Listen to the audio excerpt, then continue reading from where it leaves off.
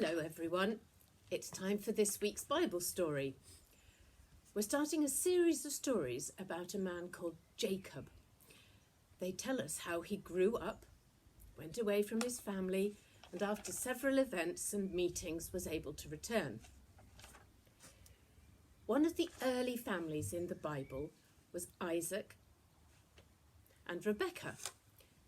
They got married when Isaac was 40 years old, and it was some years later that Rebekah had their first child, which turned out to be twin boys.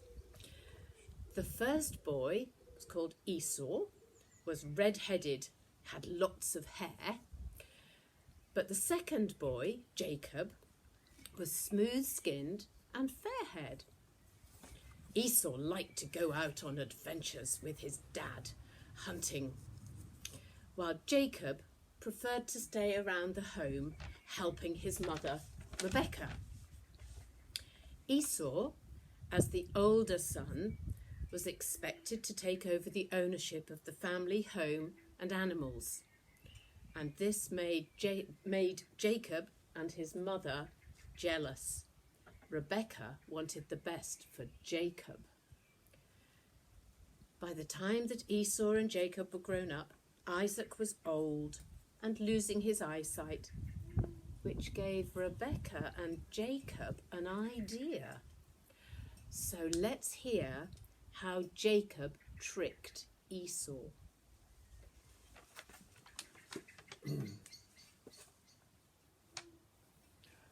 Hello, Esau.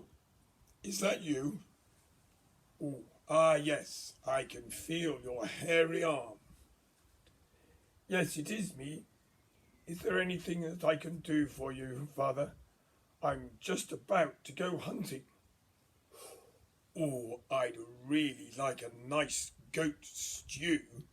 If you could bring that, then we can talk about the inheritance. I will bring the best stew you've ever tasted. But do we really need to talk about the inheritance?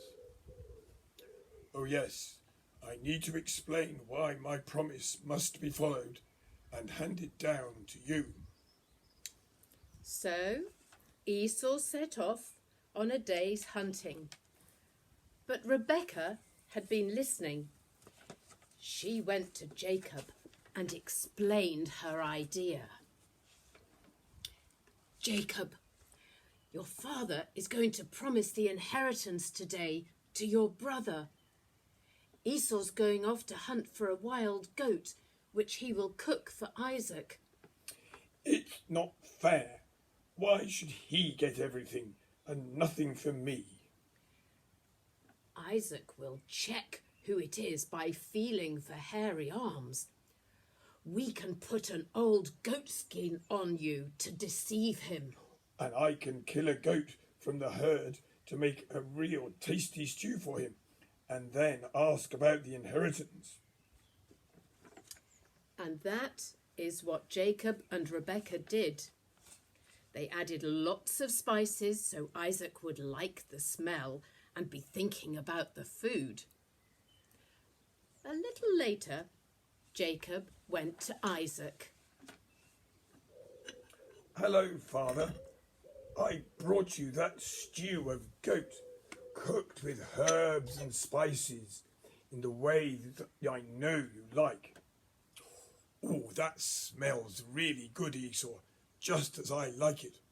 But let me feel your hairy arms as you put the pot down. Ah, yes, that is you. I was thinking about the inheritance whilst I was hunting in the hills. What is it that you wanted to say? It's important that I give the promise to you before I die, so that you will inherit all my lands, animals, and household. You must be responsible for all that. Oh, gosh, that is a big promise. Do you really think I can fulfill it? Of course you can. So I promise to leave everything to you. Oh, Father, thank you. I accept your promise. Jacob couldn't wait to tell his mother what had happened. And soon Esau returned from hunting and came to Isaac with his goat stew. Hello, Father. I brought you that stew of wild goat, cooked with the herbs and spices, which I know you like. That really smells even better, Esau, but I'm still full from the stew you brought me earlier. What? I've only just got back from hunting. Feel my arms. They're still all sweaty. But I felt a hairy set of arms before. That brother of mine, Jacob, has deceived you and done me out of my inheritance.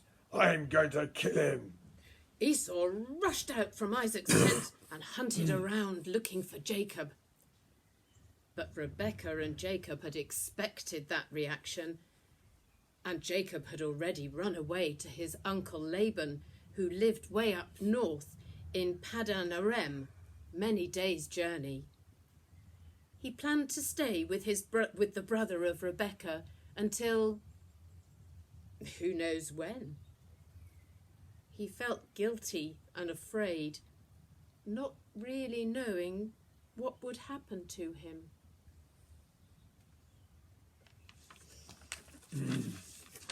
Well, Jacob's jealousy made him behave very badly towards his brother, which left him feeling guilty and afraid. Rather than face the problem, he ran away. We need to watch and find out what happened next week. Now, let's close our eyes and think of a time when we have tricked somebody.